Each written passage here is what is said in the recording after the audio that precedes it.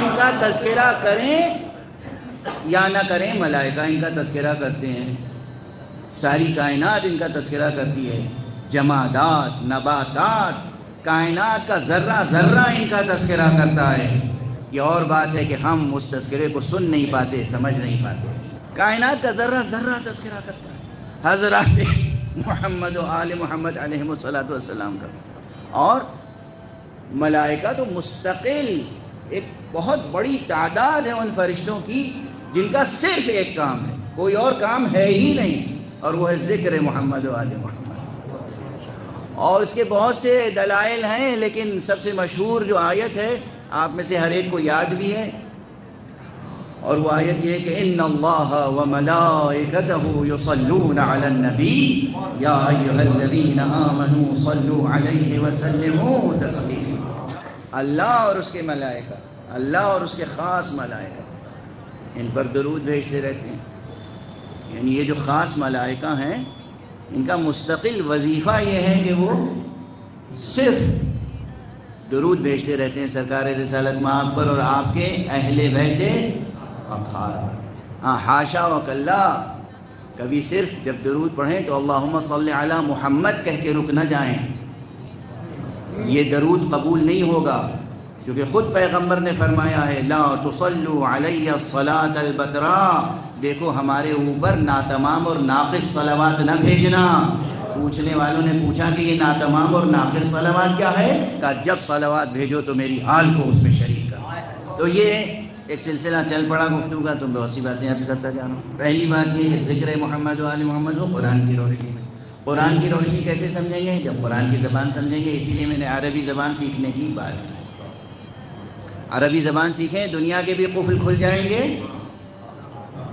آخرت کے بھی قفل کھل جائیں گے، دنیا کے بھی دروازے کھلیں گے، آخرت کے بھی دروازے کھلیں گے۔ قرآن عربی زبان سیکھیں، عربی حرف شناس بھی ہوں آپ کے بچے، اور عربی کے معنی شناس ہوں، سخن شناس ہوں۔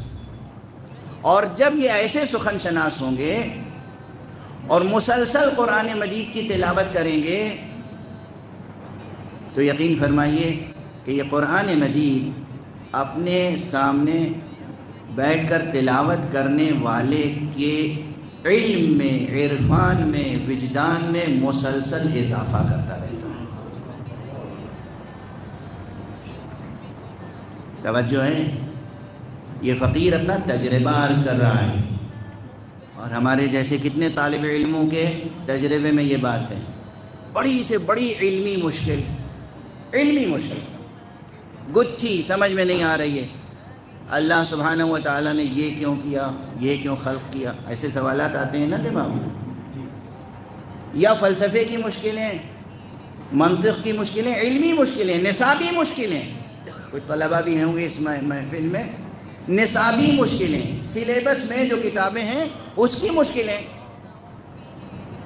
یقین فرمائیے کہ قرآن مجید لے کر بیٹھیے اور تلاوت کیجیے قربتاً اللہ۔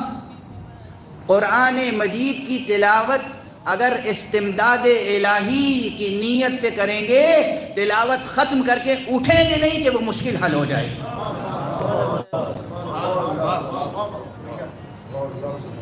بڑی سے بڑی مشکل ہو، علمی مشکل، فکری مشکل، فلسفیانہ مشکل، حکیمانہ مشکل حل ہو جاتی ہے۔